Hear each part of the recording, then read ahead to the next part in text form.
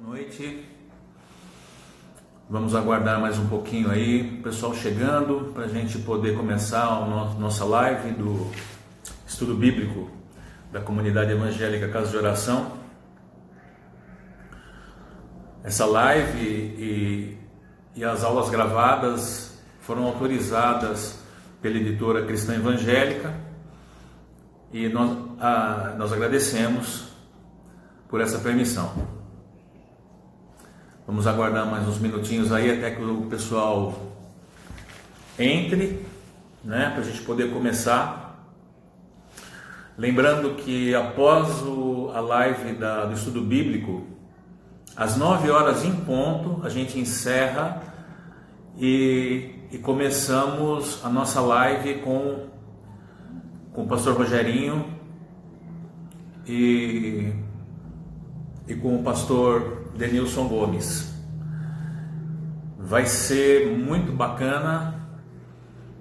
A gente já conversou com ele, já estamos caminhando já há algum tempo já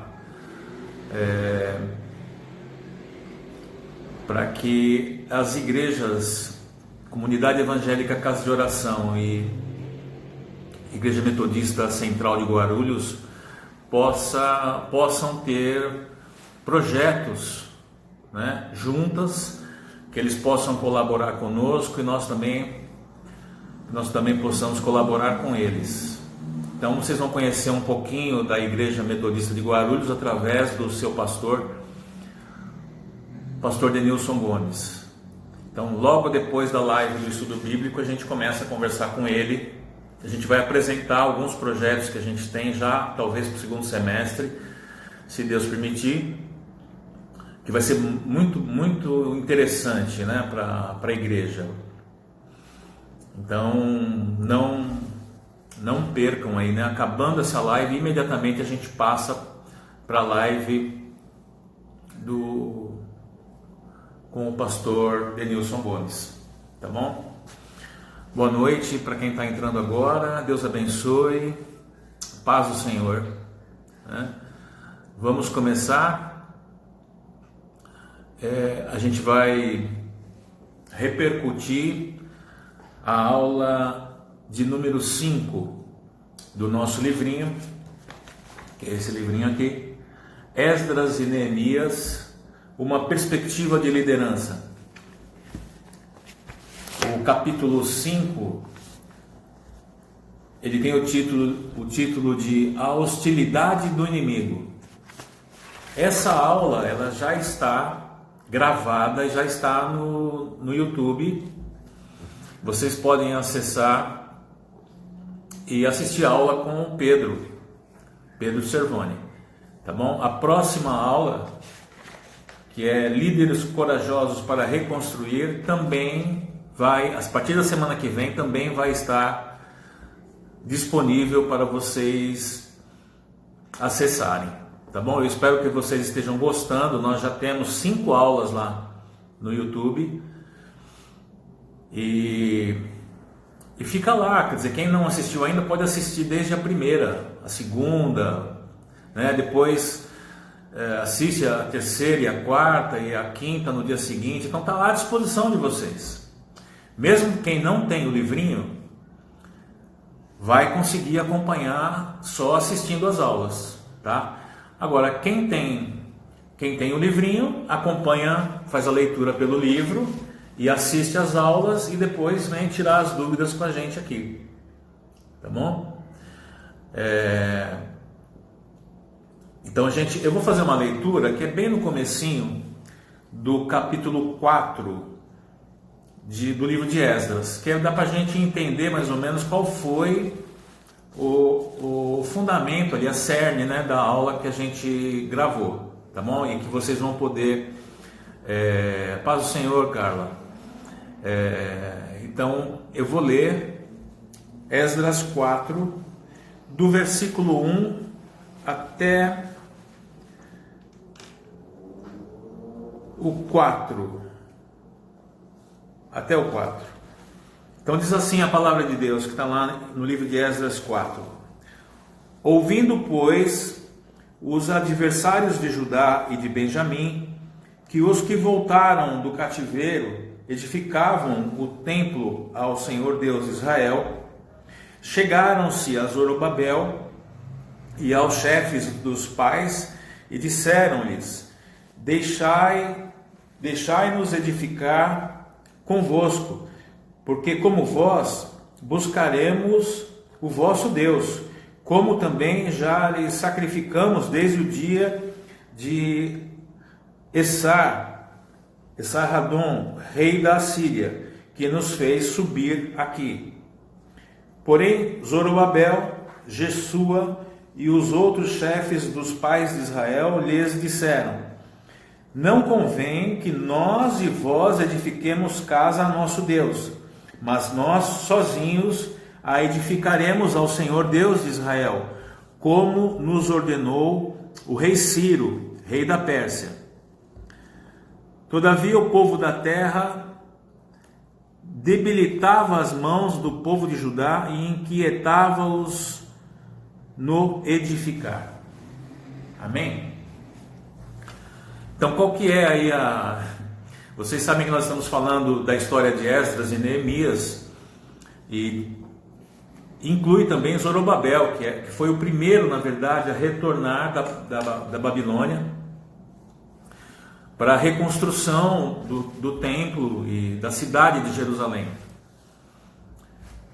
E o que acontece aqui nessa lição é que Zorobabel já estava reconstruindo os alicerces do templo, já tinha reconstruído o altar, já havia sacrificado no altar e agora já estava reformando os alicerces, a base do templo. E ali os seus inimigos, né? Mas alguns deles eram inimigos de dentro de Israel, né? Alguns samaritanos, inclusive, que chegaram até Zorobabel e pediram para que participassem também da reconstrução do templo. E a postura de Zorobabel é firme no sentido de nós não queremos a ajuda de vocês. Nós não queremos a ajuda de vocês. Nós vamos construir a casa do nosso Deus. Não convém que vocês nos ajudem. E aí já começou uma certa rebeldia, né? Diz ali o versículo 4 que todavia o povo da terra, né, os samaritanos, debilitava as mãos do povo de Judá e inquietava-os no edificar. Quer dizer, eles começaram ali a atrapalhar, a dar palpite, a criticar, não é? A dizer falar palavras contrárias, né? Que não era, que estava errado, que não era para edificar, que não era assim, era assado. Começaram ali a atrapalhar a construção.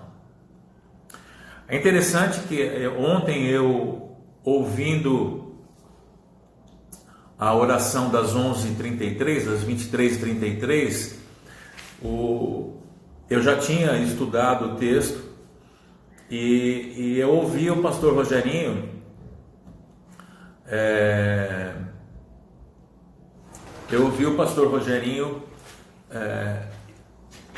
falando de um versículo, né, falando de uma passagem bíblica relativa a Josué, em que os espias que foram conhecer a Canaã, né, conhecer a terra prometida, os 12 espias, na verdade 10 deles voltam dizendo não, tem gigante, né, desestimulando, né, aquela palavra pesada, não, nós vamos ser massacrados, eles vão pisar na nossa cabeça como se nós fôssemos gafanhotos, é assim que eles nos enxergam, porque eles são gigantes, eles são poderosos.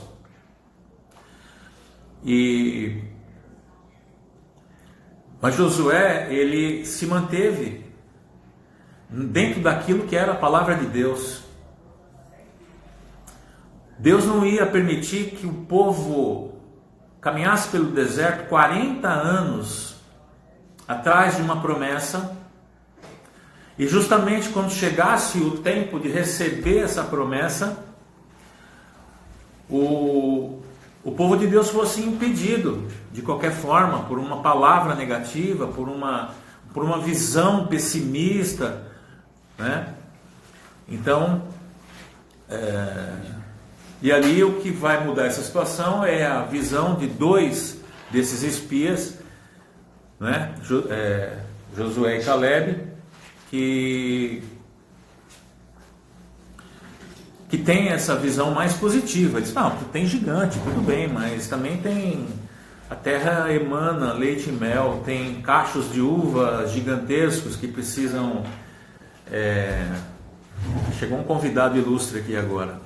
É exatamente esse que estava aqui. Olha ele aqui, ó. É esse que estava falando ontem sobre isso, né? Sobre essa palavra que vem às vezes de encontro aqui, ó, de Deus, né? Então, e isso era a situação aqui também, né? O povo, 50 mil homens, né? Junto com Zorobabel, naquela expectativa de voltar para a sua terra e reconstruir Jerusalém, o templo, os muros, né? E chega aí esse pessoal que vai trazer uma crítica, né? Vai trazer um desânimo, né? Criticando e até mesmo impedindo, né? Que o povo que estava ali trabalhando, reconstruindo, tivesse paz e tranquilidade, né? Então esse é o início, né? Estou dando uma pincelada aqui, viu, pastor, para a gente começar a falar sobre o tema, né? Uhum. Você quer dar alguma palavra sobre isso? Aqui estamos falando sobre o... Não, eu vou pegar uma carona no que você acabou de falar, mas pode ficar aqui, meu irmão, fica aqui comigo aqui. Tudo bem, pessoal? Cumprimentando vocês, que o Senhor continue abençoando, né?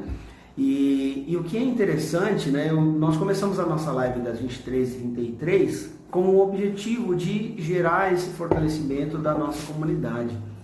E é interessante que o gancho que você pegou agora, falando da mensagem de ontem à noite, a gente não tem noção do como Deus está se movendo, né, em cada live da nossa igreja. E eu posso dizer para vocês que esse tempo de fortalecimento, de encorajamento, como o Paulo acabou de trazer para você também, essa semente de encorajamento, tem um único objetivo nosso, irmãos. Nós queremos, de fato, gerar essa vida que a palavra de Deus propõe, essa prosperidade na sua alma, né? Então, o nosso maior desejo é trazer esses exemplos que são claros na Bíblia e que nós todos, como comunidade, possamos nos voltar ainda mais, né? para os princípios bíblicos, para essas experiências que esses homens viveram, e que Deus está nos fazendo nesse período de quarentena perceber que a forma didática de Deus ensinar, ela continua sendo a mesma. Nós mudamos muitas vezes, nós buscamos trilhar caminhos que são humanamente mirabolantes, mas a gente percebe que Deus continua sendo o mesmo e agindo da mesma forma para nos ensinar de forma didática. É óbvio que a gente vai entrar num tema daqui a pouco, né? E talvez muito do que nós estamos enfrentando como esse inimigo invisível, a gente também percebe que as ações e as maneiras que o adversário utiliza ao longo da história do povo de Israel, às vezes elas se repetem. O povo é que acaba de alguma forma se permitindo ser seduzido, ou negocia valores, negocia princípios, e eu acho que é por aí que a gente precisa entender, né, que talvez muitas das armas e das armadilhas que o adversário tem colocado para nós, elas se repetem ao longo dos anos, ao longo da história, né, do povo de Deus. E hoje nós, vivendo dentro desse ambiente mais contemporâneo, também percebemos que a ação ela é igual, né? Talvez, eu acho que está ficando cada vez mais claro esse processo da pandemia, até mesmo olhando para a história da humanidade, né? Nas últimas pandemias, ao longo das histórias passadas, você vai vendo que parece que se repete tudo isso. E talvez nesse tempo, mais do que nos encorajarmos mutuamente, voltarmos os nossos olhos para as Escrituras e para as estratégias que Deus deu para grandes homens, cada um no seu tempo, como uma ferramenta, né? Como uma ferramenta para vencermos de fato as artimanhas que o adversário vai colocando, impondo todos os dias na nossa vida. Então, eu creio que talvez tudo que nós estamos vivenciando como comunidade, nesse momento mais do que nunca, é a oportunidade que nós estamos tendo de vivemos um avivamento em Deus, na nossa relação, vivemos um avivamento como comunidade, conseguimos compreender um pouco dessa prosperidade que está totalmente ligada a uma dependência de Deus, né? Eu acho que talvez nós estejamos vivendo processos tão complexos, mas ao mesmo tempo Deus nos tem chamado para um tempo de vivemos uma unidade não mais de discurso, mas de verdade, de prática diária, né? E na mesma intensidade que toda essa crise vem, Deus também tem mostrado para nós caminhos como esse, que nós estamos recebendo dele todos os dias, né? De estarmos na casa dos irmãos, propondo um caminho, liberando uma palavra, anunciando o reino de Deus, o fortalecimento para a nossa comunidade. Então, se eu posso aí entrar um pouco na conversa aqui, seria deixando essa reflexão, né? Da mesma forma que Deus ensina de forma didática ao povo no passado e como ele faz hoje, está fazendo hoje na nossa vida, o adversário também ele não cria nada novo, né? Ele tem as suas estratégias e as suas artimanhas para tentar de alguma forma roubar a fé no nosso coração. E que a gente possa olhar para esses conselhos que nós estamos aprendendo na aula, né, de hoje especificamente, de como enfrentar, né, até mesmo os nossos adversários e assim por diante. Ao longo da história bíblica, Deus sempre vai ressignificar a história do seu povo, dando estratégias, dando direcionamento, como tem dado para nós nesse tempo. Eu acho que eu falo muito. Não,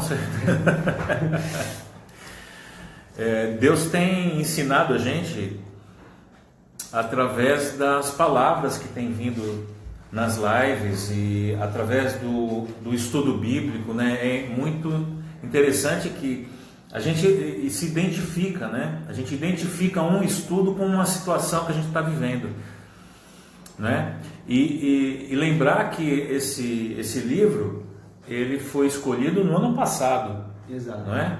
Quando a gente não estava vivendo nem essa situação na igreja, né? E nem no mundo. Não existia a pandemia ainda, e o nosso pastor era o pastor Luiz ainda, e como na visão dele, ele escolheu esses dois livros, né? Esdras e Neemias para o primeiro semestre e Elias e Eliseu para o segundo semestre. Quer dizer, e tem uma lógica assim, pastor, incrível, que é de Deus mesmo, né? Porque a gente começa a reconstrução, não é? A gente começa a reconstrução dos muros, do altar, do templo, da cidade, das casas, né? Então tem também um significado nas nossas vidas. E no segundo semestre a gente vem com dois dos maiores profetas, não é? E a gente vai falar muito sobre a escola de profetas, que foi assim uma visão de Samuel, né?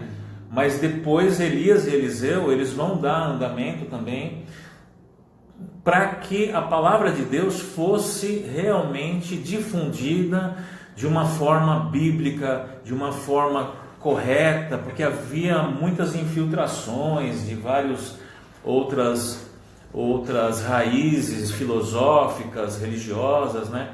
Então a escola de profeta ela é levantada para que a palavra de Deus seja aprendida, não é? Seja divulgada de uma forma bíblica correta, né? Então é uma sequência assim que faz um sentido na história da nossa igreja. né, de tudo que a gente tem vivido na nossa igreja. Eu vou chamar o Beto. Posso eu só vou pegar um gancho no que você acabou de falar. Vamos. Que acho que é uma das coisas que são tão importantes assim, você falar, você está trazendo essa reflexão, até acho que é importante que os nossos irmãos estejam atentos a essa nossa conversa. Uma das coisas que nós conversávamos com o pastor Luiz, né, e ele sempre trazia isso para a gente de forma muito clara, né, de que existe uma visão, existe uma direção que Deus deu para ele, e mais do que qualquer pensamento que possa pairar na vida de algum irmão da nossa igreja, né, acho que é bom a gente frisar isso, nós não estamos trazendo nada que seja novo, pelo contrário, nós estamos buscando nesse novo tempo estabelecer e consolidar ainda mais essa visão que Deus havia dado para ele. Sim. De uma igreja primitiva, de uma igreja que se move, aquecida pelo Espírito, mas que tenha fundamentos e raízes na palavra de Cristo. Sim. Então acho que talvez o pessoal não consiga compreender ainda o todo que nós estamos vivendo como comunidade, né, de algumas alterações, algumas mudanças, mas nós respeitamos muito aquilo que é uma visão original da Casa de Oração. Estamos caminhando para isso e com algumas novidades que estão surgindo, né, de forma em que o próprio Deus nos atraiu para esse momento. Logo a gente vai estar falando, né? Eu estou meio empolgado, né? Ansioso até para anunciar algumas coisas, né, com os irmãos, para os irmãos, mas fica aqui o registro de que tudo que nós estamos fazendo, irmãos, tem um único objetivo, né? É dar sequência e consolidar ainda mais essa visão, estabelecer fundamentos, né? Uma igreja muito bem fundamentada nas verdades bíblicas, né? Em fundamentos que são relevantes e importantes, em que nós não vamos negociar em nenhum momento, em nenhuma hipótese, com um único objetivo: conservar aquilo que é a essência, né? Então acho que vale a pena pegar carona na sua fala para que a gente possa deixar isso de forma muito clara, e nosso objetivo aqui é dar sequência mesmo, literalmente, não é no discurso, não, é na íntegra, né? Amém. É isso. A gente já está aqui com 8 horas e 22 minutos, o tempo passa, a gente vai falando da palavra de Deus, né, e a gente se empolga. Sim. Se o Beto está aí, o Beto, pede para você participar aí, que a gente quer falar um pouquinho com você. Carlos Alberto. Pastora Elza, tenta ficar com o seu celular mais próximo da sua fonte de Wi-Fi, para você pegar um sinal mais forte, porque é você que está tendo aí algum tipo de problema, tá bom? Vou convidar o Beto então para bater um papo aqui com a gente. A gente está correndo hoje, porque nós vamos ter que encerrar a nossa live às 9 horas em ponto, para começar a live em seguida, tá bom?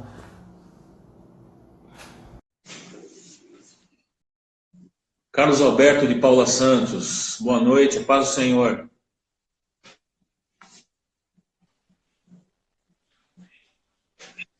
Boa noite. Boa noite, igreja. Povo de Deus, tudo bem? Amém. Que bom. Você está ouvindo o que a gente está falando? Você quer acrescentar alguma coisa aí nisso tudo, na lição? Eu quero acrescentar tanta coisa na fala de vocês agora, mas a gente tem que tomar cuidado com o tempo, né? O assunto é extenso e nós estamos falando de um 4º capítulo dessa história de Esdra, mas são tantas informações. Confesso a vocês que nesses dias eu tenho estudado bastante, tenho conversado bastante, né, com o Luciano, com a Tamires, hoje eu conversei com o Pedro, enfim. E tentando dar mais entendimento a toda essa história, né, que a gente está vendo no livro de Esdras, né? Só para uma curiosidade, Esdra e Neemias, para o povo judeu, para o povo hebraico, é o único livro, né? Nós que separamos isso, né? Algum momento houve uma separação, mas a história deles é tão sucinta, né? No mesmo tempo, contemporânea, que a gente às vezes acaba confundindo Esdra e Neemias, né? Mas só para pegar a fala do pastor aí em relação às questões das mudanças, para mim não perder o entendimento, né? Do Paulo também, que a nossa igreja está passando por por várias mudanças. Dessa mesma forma, a gente vê isso muito, muito claro no livro de Esdras, né? as mudanças que aconteceram, que também, de uma certa forma, teve um tempo, e um tempo longo até, né? Fazendo aí um comparativo histórico, né, desde o início, né, porque a gente está pegando partes, e às vezes essas partes elas ficam meio que desconexas. Mas é importante, né, que todo mundo que está estudando aí o livrinho, né, e que já passou também pelo nosso estudo bíblico lá atrás, falando do Velho Testamento, nós falamos do Novo Testamento, para a gente fazer algumas conexões. Com relação a essa situação, desse momento que está vivendo Esdras, a gente tem que lembrar lá do reino dividido, né? Aliás, até um pouco antes, né, com o reino de Saul, de Davi e de Salomão, que era um reino só. Depois nós tivemos a divisão do reino do norte e do reino do sul, né? Para a gente até contextualizar a questão da história numa sequência. Nós tivemos lá em 722, nós tivemos lá a destruição, né, pelo povo assírio. Nós fomos ainda andando mais um pouquinho no tempo, nós tivemos lá em 586, mais ou menos, né, todas as datas que nós temos, elas não são datas exatas, nós temos um período e ela não é firmada, né? Mas lá os historiadores, né, os teólogos, né, dão uma data mais ou menos para estabelecer um período. Nós tivemos o cativeiro babilônico, né? Nós tivemos também depois, em 539, Ciro e o domínio persa. E aí começa uma história interessante, né? Quando a gente fala em domínio persa. Nós ouvimos muito, na leitura nós falamos em medo-persas, né? A gente tem que entender o que são o medo-persa, né? A gente sabe muito bem que são os persas, porque a história nos deixa muito claro, mas nós temos que entender quem é o povo medo-persa, né? O medo-persa, nessa história, o Medo, né, o povo médio, era o menor povo, naquela época era a menor tribo, ou seja, o menor povo. E o Medo-Persa, na verdade, ele é junção dos persas. Eles acabam ganhando, né, todo o território, uma guerra lá, né, que acontece lá com Artaxerxes, né, que ganhou o reino do seu avô. Aí vira o povo Medo-Persa. Então a gente tem que entender mais ou menos como é que essa história acontece. É lógico que a gente está falando de uma forma muito rápida, mas para situar dentro de um período histórico. Ok? Agora, esta história toda de Esdras, né, desde o início, né, nós estamos hoje falando do capítulo 4, mas a gente tem que olhar um pouquinho para trás para poder até contextualizar um pouquinho. A gente passou, né, no primeiro momento lá, no decreto, né, como o Paulo falou, do decreto de Ciro, que era o rei da Pérsia. Depois nós tivemos no segundo capítulo as pessoas, né, ou a lista daqueles que retornaram com Zorobabel. No capítulo 3, nós estamos falando do início da reconstrução do templo, né? E agora a gente vai passar para a oposição, né? Os inimigos que o pastor falou, que às vezes está muito... ele está na nossa igreja hoje, né? A gente não sabe quem é inimigo, o inimigo pode ser falas diferentes, ou pessoas diferentes com ideias diferentes também dentro daquilo que nós entendemos, né, como doutrina. Então, mais ou menos, é só para poder falar, dar início aí à conversa de hoje. Eu não sei se fui claro, mas é mais para contextualizar o que a gente já estudou até agora. Não, foi claro sim. Até eu aproveito, eu ia tratar desse assunto com o Pedro, depois ele vai explicar melhor, né? Na verdade, essa história começa quando a Síria invade o Reino do Norte, leva 10 das 12 tribos para a Síria, que era o mesmo lugar da Babilônia, né? Depois viria a ser Babilônia. E o rei da Síria, está na lição aqui, o rei da Síria, ele manda alguns povos tomarem o lugar dessas 12 tribos lá em Samaria, e passam a morar lá. É uma história interessante. Gentios. O rei da Síria determina que alguns povos gentios passem a morar lá em Samaria, que era a terra da promessa dos judeus. E Deus manda leões atacarem esses povos, e muitos desses cidadãos desses povos são mortos, porque Deus, a palavra de Deus diz isso, Deus manda leões atacarem eles. Aí eles voltam para o rei da Síria, dizem assim, mas você mandou eu morar naquele lugar, mas nós nem conhecemos o Deus daquele lugar. E se nós não conhecemos, ele vai nos atacar e vai nos matar. Aí o rei da Síria manda um sacerdote que já estava lá na Síria, que havia saído de Samaria, ele manda que esse sacerdote retorne para Samaria e ensine o povo a adoração ao Deus dos judeus. Ao Deus da terra, né? Ao Deus da terra. E aí vai surgir um novo povo samaritano. Sim. É um povo que alguns que permaneceram lá na terra, porque a gente já estudou que nem todo mundo, quando ia cativo, não dava para levar todo um povo cativo, levavam os principais. Então tinha um povo, um judeu, que ainda ficou lá, e mais esse povo que o rei da Síria havia determinado que subisse, né, para Samaria. Então tem uma contaminação, porque eles vão adorar ao Deus Altíssimo, o Deus dos judeus, mas vão continuar adorando cada um os seus deuses também. E aí vira um povo contaminado, e é por isso que muitos séculos depois, na época de Jesus, vai ter essa animosidade entre os judeus que realmente viviam em Jerusalém e os samaritanos, por causa dessa mistura. Tá bom? Roberto, infelizmente, Beto, eu não posso me estender muito com você, daqui a pouco eu vou chamar o Pedro, mas se você quiser fazer alguma consideração aí, fica à vontade, você tem mais uns 5 minutinhos aí. Não, legal, só essa questão aí, quando você fala do... Quando você fala dessa questão desse povo, né, que foi tomado, no início que se torna o povo samaritano, realmente a ideia, né, dos assírios era justamente isso, espalhar o povo, né, que ele tomava, ele invadia um território, ele espalhava esse povo. Aí depois ele trazia outros povos para tomar o lugar daqueles que tinham ficado, né? E através disso começa a haver justamente essa mistura, a mistura de cultura e a mistura de religião, né?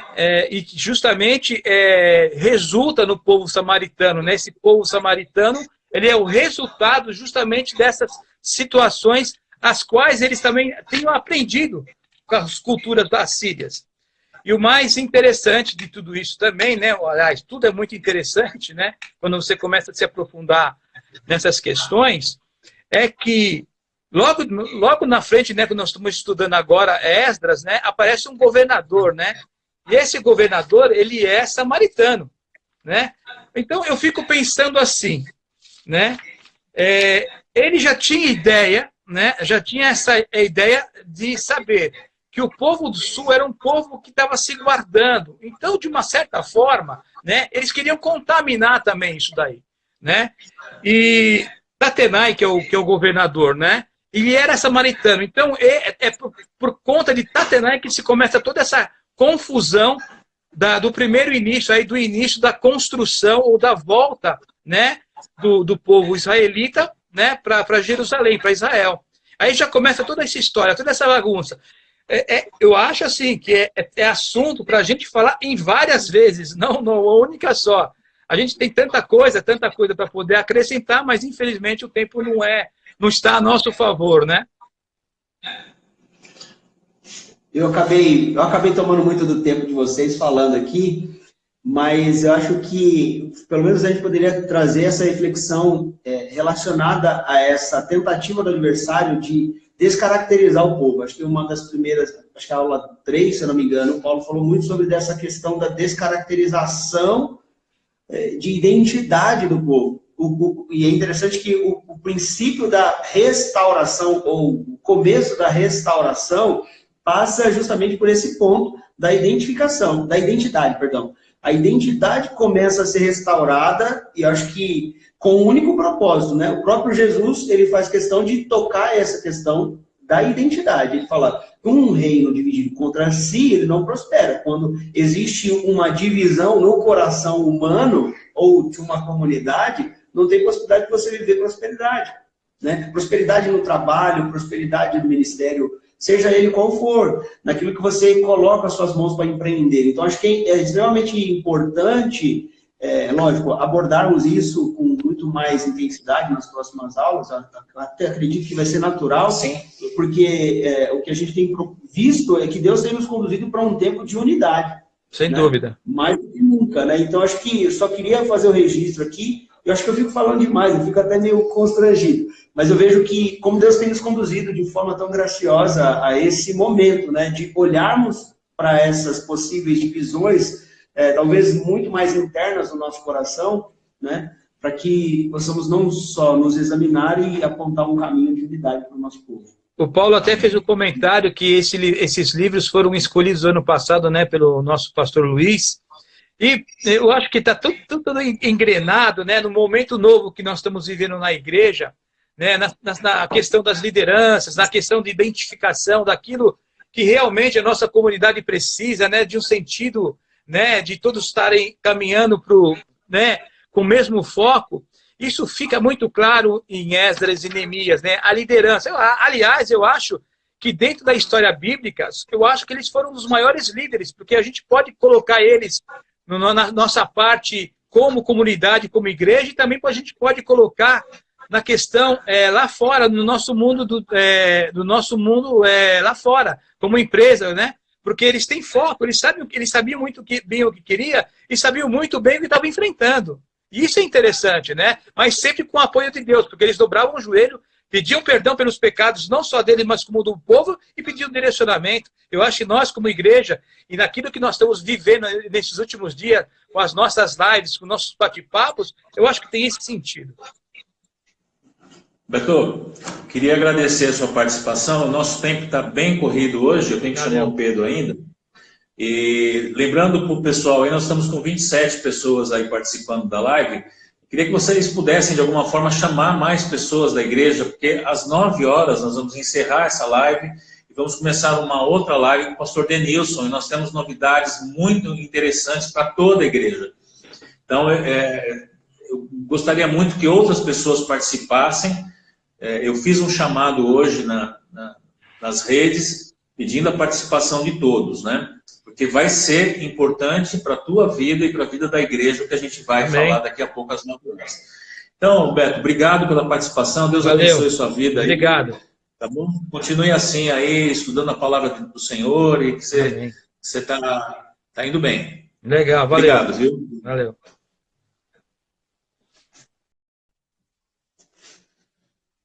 E é isso, pastor. Vamos chamar o nosso tempo aqui, ó. A gente está na corrida aqui, gente. E a gente tem que encerrar às 9 horas, então eu não posso me estender na aula. Então eu vou chamar o Pedro para ele pedir para participar aí, se ele estiver aí com a gente, para ele poder abrilhantar aqui o nosso estudo, né, pastor? Se o Pedrão estiver por aí, se ele quiser entrar para participar. É interessante tudo isso, né? E a gente entender que essa hostilidade, pastor, era principalmente medo. Sim. Porque eles estavam vendo o povo de Deus se organizando e se reorganizando como nação, se reorganizando como um povo que adorava um Deus poderoso, que já havia feito grandes coisas na história de Israel. E é interessante que quando esses inimigos, eles escrevem uma carta para o rei Xerxes e depois para Artaxerxes, eles dizem isso, eles falam, olha, esse reino, essa cidade, ela já foi lugar de grandes reis e de grandes conquistas. Era um povo que dominava outros povos, que conquistava e derrotava os seus inimigos com grande facilidade, porque Deus sempre estava à frente dessas batalhas. Então, existe um temor de que esse povo se reorganizasse novamente, reconstruísse uma nação poderosa, um exército poderoso, e que pudesse afrontar as outras nações vizinhas e que pudesse trazer algum tipo de medo. Os próprios samaritanos também tinham esse receio. Então era uma hostilidade movida pelo medo e o receio, sabendo que o Deus de Israel era um Deus que dava poder ao seu povo, que trazia vitórias, né, pastor? Lutava as guerras na frente do povo. Tanto é que o próprio Deus ele é conhecido diante dos povos lá atrás como o Senhor dos Exércitos, né? E é uma característica literal, né? De que Deus realmente era um general à frente dos exércitos do seu povo. Amém. Né? E ele continua, pode chamar. Ele continua liderando esse exército. Nós somos apenas um mero instrumento na mão dele. Sim. Ele continua sendo o general. Mas olha como o povo de Deus organizado, ele é temido pelo inimigo. Exatamente. Se o povo de Deus é desorganizado, faz as coisas sem ter vontade, sem ter disposição, sem ter amor, ele não traz nem medo nem para o inimigo. Porque ele se mostra muito vulnerável, né? E essa vulnerabilidade automaticamente vai abrir sempre espaço para a afronta ou para as investidas do inimigo, naquilo que a gente dá de oportunidade, né?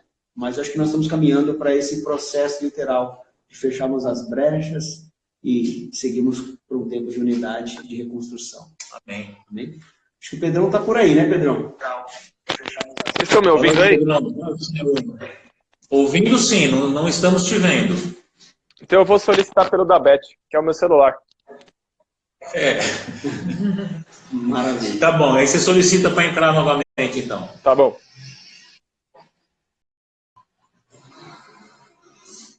E a gente, viu, pastor, quando a gente, como igreja, né, como comunidade evangélica Casa de Oração, a gente quer ter um tempo de reestruturar, de reorganizar, o inimigo ele está também olhando para isso e dizendo assim, nossa, esse povo vai ficar forte. Sabe que é tão interessante, eu acabei chegando muito, assim, um pouco atrasado até aqui para participar com vocês, mas eu estou vindo da igreja, literalmente, né? Vim de lá da igreja, na correria que nós estamos vivendo, e a gente consegue perceber como que Deus tem se movido nesse tempo, né? Eu acho que a bênção de Deus, quando nós nos organizamos, ela, de fato, ela vem ao nosso encontro e nos alcança. Nós estávamos ali adiantando uma bênção que Deus preparou para distribuirmos amanhã pelo menos 150 marcas moradores de rua. Olha que beleza. Como que Deus age por meio da camisa que se coloca debaixo da bênção de Deus em obediência. Então fica aqui aí a novidade para vocês. Amanhã estamos nos movendo para alimentar a vida de mais ou menos, ou um pouco mais aí, quase 200 moradores de rua. Então essa é a novidade. Isso tudo é fruto da organização, do propósito que nós estamos firmando no nosso coração de construir, né, a nossa comunidade, construir valores, princípios e restabelecer, né, um tempo novo para a nossa comunidade. E você faz parte disso. Amém. Pedrão.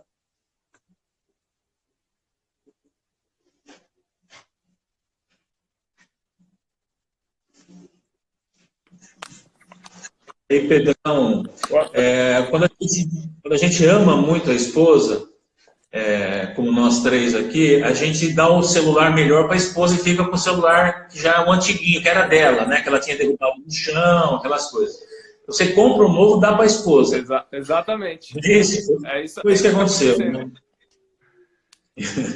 A gente tem mais ou menos uns 15 minutos, e você me perdoe, porque nós não vamos poder passar das 9 horas hoje, nós vamos ter que encerrar.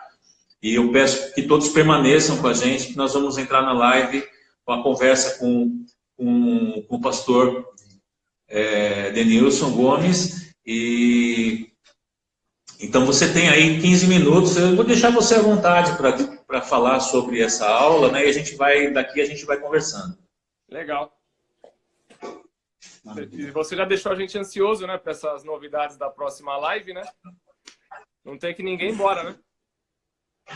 Olha, eu gostaria que tivesse mais pessoas. Eu sei que tem gente que vai entrar às 9 horas. Né? Já conversei com pessoas que falaram, não, das 8 às 9 eu não posso, porque eu tenho compromisso, mas nas 9 eu estou entrando. E, inclusive pessoas de outras igrejas que querem participar também. Então, vai ser um tempo abençoado e nós vamos trazer pelo menos 2 novidades top para a igreja e para o povo de Deus aí. Bacana. Mas sobre a aula, o que você pode dizer? É um ponto que a gente precisa... Talvez seja um dos pontos principais, que é o fato do exílio, né? Deus, ele manda o exílio para que fosse curado no povo o problema da idolatria, né? E aí, quando Zorobabel ele volta para Jerusalém e vai construir o templo, aí voltam os samaritanos querendo ajudar, né? Como você leu no começo dessa live. E aí, se Zorobabel permite a ajuda, voltaria aos tempos antes do exílio, né? O povo samaritano voltando cheio dos seus deuses, porque a intenção deles não era ser bonzinho simplesmente, né? E ajudar os judeus. Porque se a gente vê o comecinho do versículo, os trabalhos já tinham começado, e aí quando eles ouvem falar da obra, eles se oferecem ajuda, né? Não é algo que parte espontaneamente deles. Isso é algo que me saltou aos olhos quando eu estava lendo, né? Se fosse algo... Pô, fiquei sabendo que eles estão voltando, vamos já ajudar. Não, eles simplesmente, quando eles viram o movimento dos hebreus, você falou, pô, eles estão se fortalecendo de novo, vamos tentar colocar o nosso dedo ali. E aí Zorobabel, que era uma pessoa escolhida por Deus para liderar o povo naquele momento, teve a sensibilidade de não permitir isso, né? Senão seria um retrocesso aos tempos antes do exílio, né? É isso mesmo. E é interessante, eu estava falando, né, a respeito desse povo, né? E você, na sua aula gravada, você discorreu muito bem sobre isso, né? Da origem desse povo, né? De como ele foi formado e por que desse medo, né? Que o povo de Deus se reorganizasse, né? Queria que você falasse um pouquinho sobre isso também. A formação desse povo, a gente vê lá no segundo livro de Reis, né? Capítulo 17, a partir do verso 22, 23, por ali. Uma característica do Império Assírio era esse, né? Da conquistação. E para que eles conseguissem acabar, né? Extinguir com a cultura, eles misturavam o povo. Então, o que eles fizeram? Pegaram gente de tudo quanto é lugar e mandaram para as 12 tribos, né? Para Samaria. Tiraram o povo de lá e manda todo mundo para lá. E aí sim tem um episódio que o próprio Deus manda os leões ali, porque o plano de Deus era que o povo estivesse purificado para a vinda de Jesus, né? Isso já era parte do plano para a vinda de Jesus, né? A restauração do templo e tudo. Então a gente vê ali, deixa eu até abrir aqui a Bíblia, eu deixei marcado. Em 2 Reis, no capítulo 17, verso 29, ele diz assim: porém, cada nação fez ainda os seus próprios deuses nas cidades em que habitava e os puseram nos santuários dos altos que os samaritanos tinham feito. E aí aqui ele vai contando a história daquele povo, né? Mas a gente vê que eram vários povos e vários deuses. Inclusive o nosso Deus também estava sendo adorado ali, né? E até no começo do livro, no capítulo 4 de Esdras, o argumento é esse: a gente já sacrifica para o seu Deus, deixa a gente participar também deste templo, né? É muito sutil, né? São artimanhas muito sutis de tentar desviar o propósito da obra do templo, né? E trazendo agora para os nossos dias também, quantas pessoas que não professam a mesma fé, não creem da mesma forma, também tentam dessa mesma maneira, com muita sutileza, desviar a gente do caminho, muitas vezes, né? E dizendo, não, mas esse Deus que você adora, eu também adoro. Que era o mesmo argumento, né?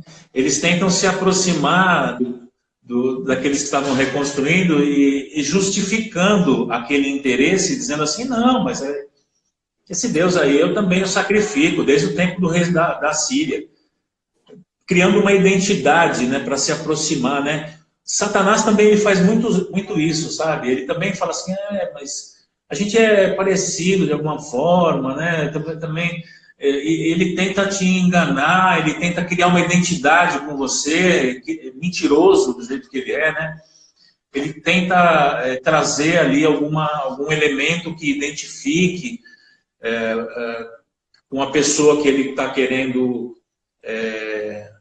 dominar, né?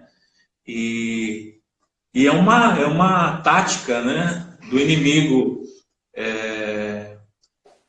Então, e o povo de Israel muitas vezes experimentou, né, esse tipo de situação, né? Pessoas que ali queriam se identificar com eles, né, como povo de Deus, para desvirtuar aquela situação e trazer adoração a outros deuses, né, idolatria, trazer casamentos mistos e tanta coisa que Deus não se agradava. E tem outra questão também que a gente percebe no primeiro capítulo, nos primeiros versículos, eles vão a Zorobabel, diretamente aos líderes, né? Zorobabel e Jesua. E aí eles não têm êxito ali, né? Eles logo é negado o pedido. Aí no versículo 4 a gente percebe uma mudança da tática deles. Que aí eles não vão mais nos líderes, eles começam a desanimar o povo, né? Então a gente percebe também um avanço, né, nas tentativas. Eles vão nos cabeças, não conseguem, eles começam o quê? Vamos no povo. E aí eles conseguem de alguma forma, que a gente vai ver lá no livro de Ageu, que o povo estava bem relaxado, né? Às vezes o cabeça está sensível, mas o povo ali se deixou levar por essa mentira, né?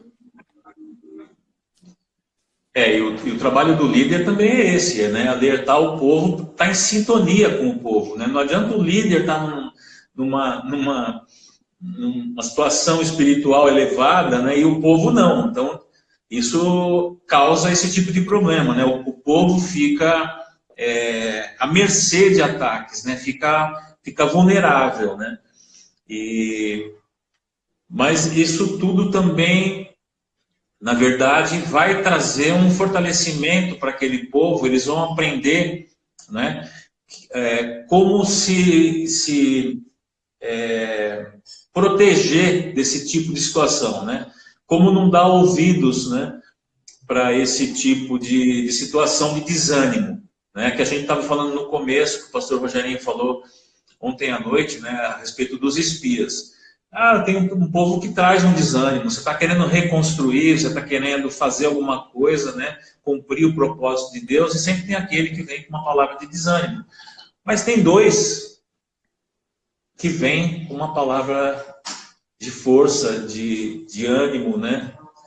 Então, e a história continua, e na verdade, o propósito de Deus se cumpriu, né, apesar desses ataques. O templo foi reerguido, as muralhas foram reerguidas, né? E o propósito se cumpriu.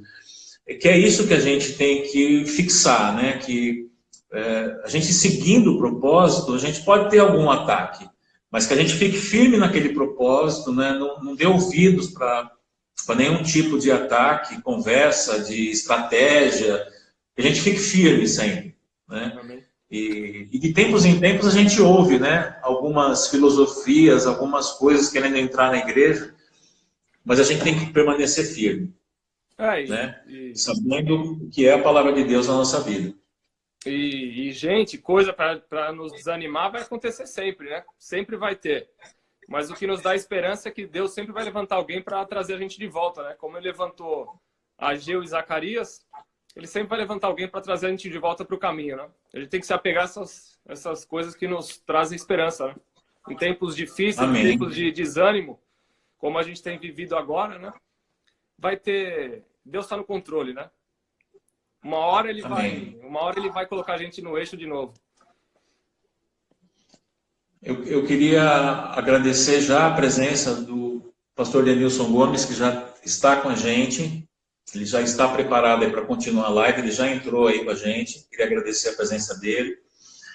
E depois nós vamos saudar ele, né, pastor? Mas, por enquanto, queria agradecer a presença dele aí.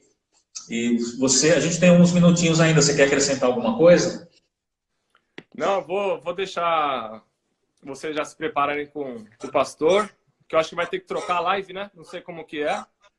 9 horas nós vamos trocar a live, vamos começar outra. Então eu peço que todos fiquem aí atentos, tá bom? Que a gente vai voltar logo em seguida, né? Nós vamos ainda bater um papinho, temos aí 4 minutos. E em seguida nós estamos retornando já com o pastor Denilson para nos abençoar essa noite, trazendo uma palavra também e conversando um pouquinho com a gente sobre os projetos que a gente tem aí, que são bem bacanas. Ó, dá tempo, nós estamos com 28 pessoas aí visualizando, então dá tempo de chamar outras pessoas aí para a gente poder conversar com um povo maior na igreja e abençoar maior um povo. Eu não vou nem orar no final dessa live, viu, pastor? Nós vamos estar orando também durante a outra live. E nós temos hoje também a nossa oração das 23h33, né, do Clama a Mim, e a gente vai estar orando bastante lá também. Então, eu agradeço a sua presença, viu, aqui com a gente, Pedro. Eu que agradeço.